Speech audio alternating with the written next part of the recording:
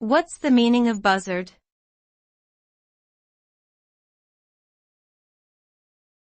Buzzard.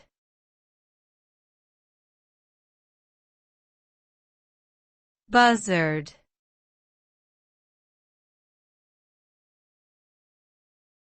Buzzard.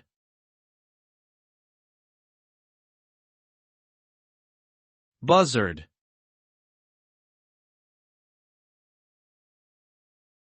The word buzzard can refer to several different species of birds of prey, depending on the region.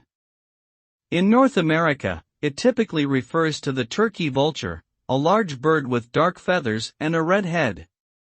In Europe, it usually refers to the common buzzard, which is a medium-sized bird with brown feathers. In general, buzzards are known for their keen eyesight and for their ability to soar high in the sky while searching for prey. They play an important role in many ecosystems by helping to control populations of rodents and other small animals.